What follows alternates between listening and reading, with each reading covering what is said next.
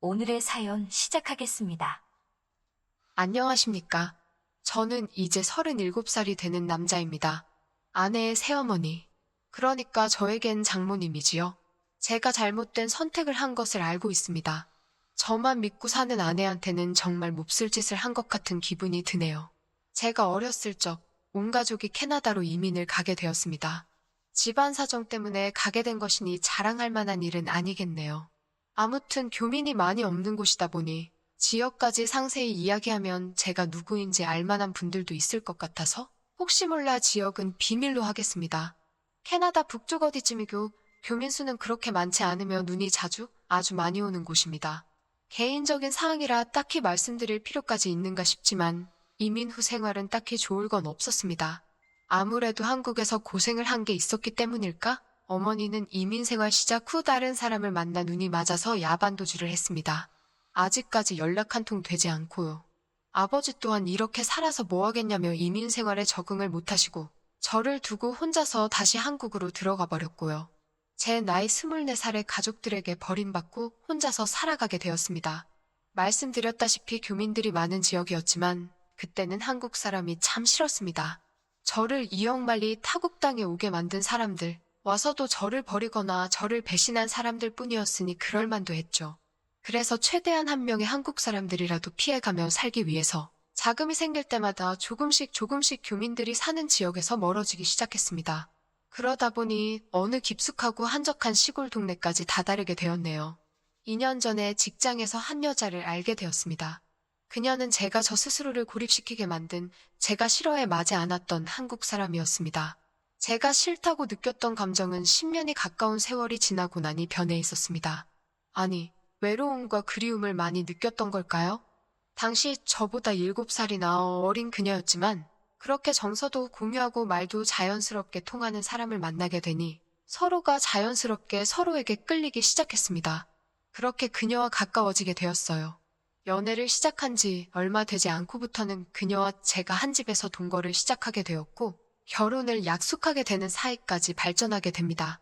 식을 올리지 않아서 그렇다 뿐이지 이미 그녀와 제가 한 집 살림을 하면서는 부부와 다름이 없었습니다. 언젠가부터 주변 사람들에게 그녀를 동거인이 아닌 저의 아내라고 소개를 하고 있었지요. 어느 날 퇴근을 하고 집에 들어오니 저보다 먼저 퇴근을 했던 아내가 누군가와 영상통화를 하고 있었습니다. 입고 있던 외투를 벗으며 슬쩍 아내의 핸드폰을 바라봤는데 핸드폰 안에서 아내와 대화를 나누고 있던 사람이 엄청난 미인이었습니다.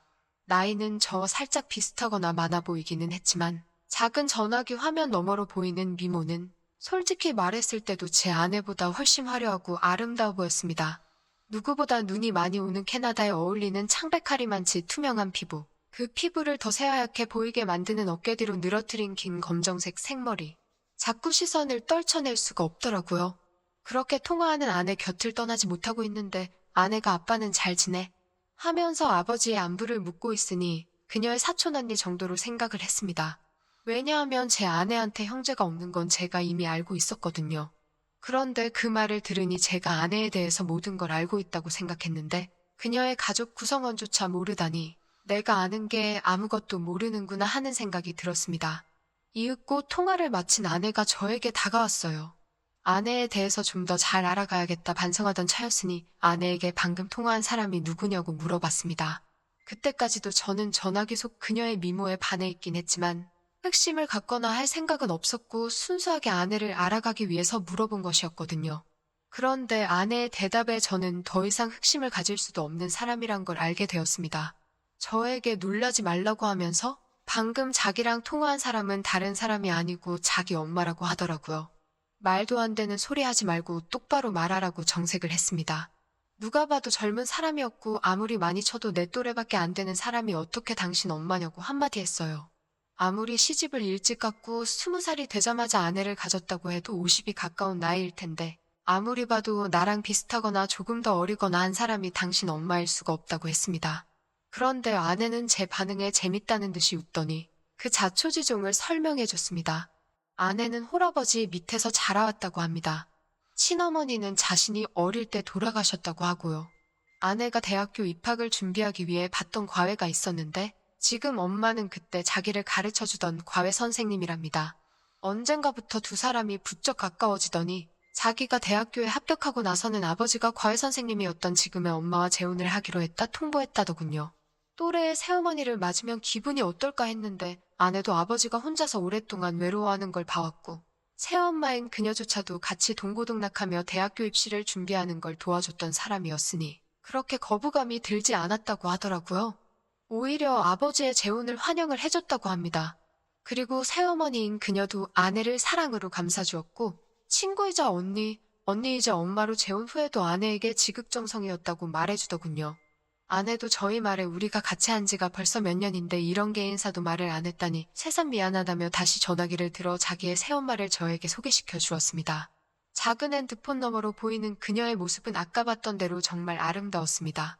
이번에는 먼 발치가 아니라 코앞에서 보고 있는데 요즘 핸드폰 화질이 좋다 보니 코 위에 있는 점까지 또렷하게 보이더군요. 그녀가 눈웃음을 치는데 저도 모르게 속에서 뭔가 불타오르는 게 느껴졌습니다. 그녀를 장모님이라고 부르려는데 입이 잘 떨어지지가 않았습니다. 인정하기 싫다기보다도 저와 비슷한 나이대의 여자에게 그런 호칭을 써도 되는가 싶은 생각이 더 컸어요. 아내는 저녁 준비를 하고 있을 테니 자기 엄마하고 통화 좀 하고 있으라고 하고는 주방으로 향했습니다. 어색해져서 전화를 끊어야 하나 말아야 하나 하고 있는데 전화기 너머 장모님도 알 수 없는 미소를 지으며 저를 바라보고만 있었습니다. 두 사람 사이에 그 어떤 말이 오가지 않았지만 저는 그녀에게 집중을 할 수밖에 없었습니다. 그녀의 앙담은 입술과 지을듯 말듯 티도 안 나게 미소 짓고 있는 모습과 그 눈빛에 저도 모르게 그녀에게 거역을 할 수 없겠다는 생각을 했기 때문입니다. 정말 두 사람 사이에 서로 말 한마디 오가지 않았지만 어색함에 조금 불편함을 느끼던 차였습니다. 아내가 저녁 준비가 끝났다고 이제 그만 전화를 끊고 오라고 하더군요. 식사 때문에 정중하게 이만 전화를 끊겠다고 말하는데 그녀가 저를 불러세우며 저희 개인 연락처를 물었습니다. 조금 의아했는데 아내가 가끔씩 전화를 안 받을 때가 있어서 걱정이 되고는 하니 비상연락망 정도의 느낌으로 물어보는 거라 해서 설명하더라고요. 그런데 그날 이후로 부쩍 장모님으로부터 오는 연락이 매일같이 오기 시작하더군요. 이런 이야기를 하려고 전화를 했다고 싶을 정도로 사소한 이야기를 하실 때도 있었습니다. 저도 싫지만은 않았기 때문에 그 전화에 대해서 그 어떤 의문도 갖지 않았습니다. 겉으로 보이는 외모 때문인지 저에게 전화를 걸어오는 장모님을 장모님이라고 부를 수가 없었어요. 차라리 누나라고 불렀으면 불렀지 도무지 입이 떨어지질 않더라고요. 그녀도 저를 사위라고 부르는 일은 없었습니다. 하루는 아내가 같이 있는데도 계속 저에게 전화를 걸더군요. 연락을 받으니 또 전화를 끊을 생각을 하지를 않아서 부담스러워하고 있는 상황이었습니다. 그래서 어떤 날에는 아예 밖으로 나가 전화를 받기도 했습니다. 왜냐하면 그때쯤부터는 장모님도 아내의 안부를 위해 거는 전화가 아니라 지극히 개인적인 용무로 전화를 걸어 저랑 대화를 나누는 사이가 되어 있었기 때문입니다. 남들 들려주기에는 조금 민망한 대화를 나누고 있었기에 아내가 잠깐 뭔가 준비하는 틈을 타서 밖에 나가서 다시 전화를 받았습니다. 한참 장모님이 전화기 너머로 하는 말에 정신이 빠져 한참 열이 올라있는 상황이었는데 아내가 뒤에서 저를 툭 치더라고요. 깜짝 놀라서 정말 그 자리에서 쓰러질 뻔했습니다. 아내가 누구랑 통화를 하길래 밖에서 전화까지 하고 있냐는 말에 당황을 했어요. 재혼한 젊고 예쁜 너네 엄마라고 말을 솔직하게 해줘야 하나 그런 고민을 하고 있는데 장모님이 자기가 해결하겠다고 아내를 바꾸랍니다. 저는 이제 다 들켜버린 거구나 하고 망했다는 생각을 하고 조마조마해하고 있었습니다. 전화를 넘겨받은 아내도 처음에는 조금 심각한 표정이었는데 전화를 받고 얼마 지나지 않아서 얼굴이 활짝 피더라고요. 저는 오히려 더 의심을 사지 않을까 했는데 장모님이 무슨 말을 해서 아내의 기분을 저렇게 좋게 만든 건가 싶었습니다. 저는 두 사람이 무슨 이야기를 하는지 알 방도가 없으니 답답하기만 했어요. 통화가 끝난 건지 아내가 저한테 전화기를 건네줬고 저한테 어떻게 자기한테 말도 없이 그럴 수 있냐고 묻더라고요. 장모님이 무슨 이야기를 했는지 모르는 상황에 아내의 입에서 나온 말에 저도 억장이 무너지는 것 같았습니다. 이제 다 끝났구나 싶었는데 아내가 저를 와락 안아줬어요. 어떻게 돌아가는 상황인지 모르니 당황스러웠는데 아내가 기뻐하면서 하는 말이 장모님이 대충 전화로 저와 아내의 결혼식에 대해서 물어봤다는 말을 했다고 하더라고요. 그리고 일단 캐나다에서 작게 결혼식을 올리는 게 어떻겠냐며 장인어른과 장모님이 캐나다에 방문을 하겠다고요. 아내는 뛸 듯이 기뻐하며 저보고 속이 깊은 사람이라고 했습니다. 제가 아내가 친엄마처럼 여기던 사람과 전화로 뭘 했는지도 모르고 그렇게 기뻐하는 모습을 보니 미안하기까지 했어요. 아내는 캐나다에 살면서 젊은 시절에 웨딩드레스 입는 거는 포기하고 있었는데 정말 고맙다며 엄청 감동한 눈치였습니다. 왜냐하면 제가 군입대 때문에 다시 한국으로 들어가기 조금 어려운 상황이라 한국에 들어갈 방법이 따로 없었어 가지고요. 아무튼 그렇게 갑작스럽게 결혼식을 준비하게 되었고 몇 달 지나지 않아서 장모님과 장인어른이 비행기를 타고 이 지역으로 도착하게 되었습니다. 아내는 오랜만에 가족들을 만난다는 생각에 기분이 한층 업돼 보였어요. 저는 하지만 속으로 오만 가지 생각이 들었습니다. 장모님이 또 어떤 돌발 행동을 해올지 몰랐으니까요. 공항에서 실물로 처음 만난 장모님은 손바닥만한 전화기 화면 속에서 보던 것보다 훨씬 아름다웠습니다. 키도 크고 화장이 진하긴 하지만 그만큼 더 새하얀 피부가 강조되었어요. 제가 좋아했던 검은 생머리는 파마를 해서 두꺼운 웨이브를 지게 만들었더라고요. 하지만 도무지 10시간이 넘는 장거리 비행을 하고 도착한 사람이라고는 생각이 들지 않을 정도로 장모님은 아름다웠습니다. 아내가 아무리 장모님을 언니이자 엄마로 생각한다고 한들 친아버지인 장인어른만큼은 아니었나 봐요. 공항에서부터 계속 아내는 아버지 옆에 달라붙어 떨어질 생각을 하지 않았습니다.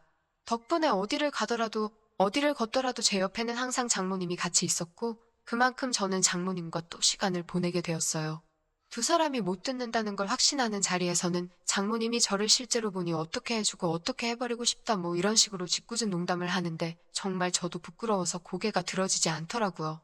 두 사람은 2달이라는 꽤나 긴장기 일정으로 놀러오게 되었습니다.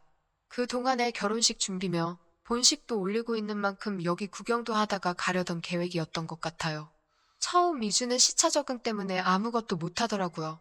새벽 출근이 있어서 일찍 일어날라 치면 1층 거실에서 창밖을 바라보고 있는 장모님을 매번 마주치게 되었습니다.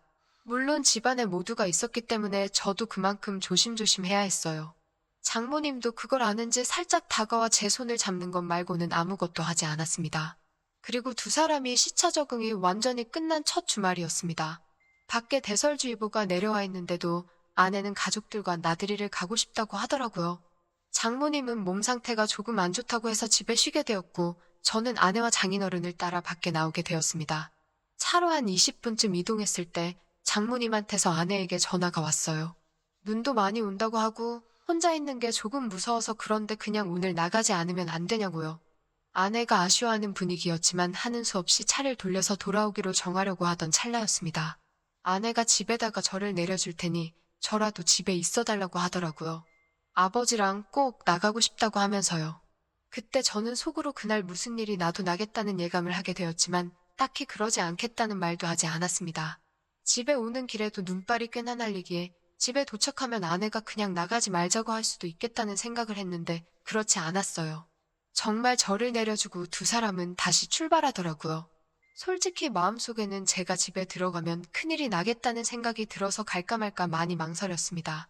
그런데 눈이 너무 내려서 결국 집으로 들어갈 수밖에 없었어요. 집 안에 들어가니 장모님은 거실 소파에 누워서 잠에 들어 있었습니다. 잠자는 모습이 참 아름답더라고요. 그래도 이렇게 주무시고 계시니 다행이다라는 생각이 들었습니다. 이불을 꺼내와 자고 있는 그녀의 위로 덮어주었고 소파에서 잠든 그녀를 뒤로하고 저도 방에 들어가서 잠을 청했습니다. 1~2시간쯤 잠을 청한 것 같은데 아내한테 전화가 왔어요. 결국 제 예상대로 눈 때문에 갇혀서 이틀 정도는 오도 가도 못하게 되었다는 소식을 전하더라고요. 저는 그 말을 들었을 때 이미 모든 걸 포기해버렸습니다. 이틀이라는 긴 시간은 제가 제 의지로 저를 다스릴 수 있는 시간이 아니라고 생각을 했어요. 그 길로 저는 거실로 나가 자고 있는 장모님을 깨웠습니다. 사정을 설명하고 그래서 우리는 이틀 동안 단둘이 이 집에서 지내게 되었다고요. 잠에서 덜 깬 장모님은 저를 보고 슬쩍 웃더라고요. 이제서야 방해꾼이 없어졌다는 말을 하고서는 말이죠. 사실 장모님은 제가 어떻게든 기회를 만들 줄 알았는데 그러지 않아서 답답했다고 하더라고요. 오늘 짧게나마 같이 있게 된 줄 알았더니 이렇게 길게 같이 있게 될 줄은 몰랐다고 하면서요. 저도 이 상황을 기대하기는 했지만 그렇다고 마냥 이 상황을 즐길 수는 없었습니다. 저 때문에 결혼식까지 포기했던 아내 생각을 하면서 아내에게 죄책감 또한 가지고 있었기 때문에요. 그래서 제 옆에 너무 가까이 붙는 그녀에게 장모님, 너무 가까이 서 계신 것 아닌가요? 라고 말을 했더니 그녀가 제 입을 틀어막으며 오늘만큼은 장모님이 아니라 그냥 누나가 하고 싶다고 누나라고 불러달라고 하더라고요. 아내와 장인어른이 집에 들어온 건 예상했던 이틀보다 빠른 다음 날이었습니다.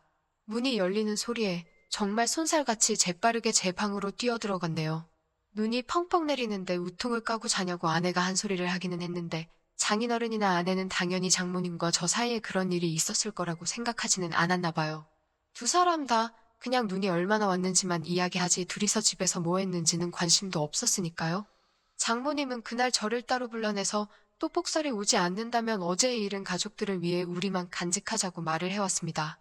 그렇게 정말 거짓말같이 더 이상 눈은 내리지 않았고 예정대로 집 근처에 있는 성당에서 두 분의 축하속에 아내와 저는 결혼식을 올렸지요. 저는 아내에게 비밀을 간직한 채 결혼 생활을 이어가고 있습니다. 장모님은 귀국한 날 이후로 저에게 개인적으로 연락하는 일이 없었어요. 아내와 또 영상통화를 하고 있을 때 제가 기웃거리기라도 하면 장모님이 우리 사위가 보고 싶다면서 자기는 캐나다에서 눈이 많이 오던 그날이 아직도 기억이 난다고 하십니다. 저는 그때마다 등줄기에 식은땀이 흘러내리기는 하지만 아내는 정말 그때 눈 많이 왔다며 맞장구만 쳐주고 있고요. 아내에게 이런 걸 숨긴 채 제가 과연 행복한 결혼 생활을 이어갈 수 있을지는 잘 모르겠습니다. 저도 가끔씩 장모님이 보고 싶을 때가 있거든요. 그래도 이겨내고 한번 살아보려고 합니다. 또 찾아주셔서 감사합니다. 매일 새롭고 흥미로운 사연으로 찾아뵙겠습니다.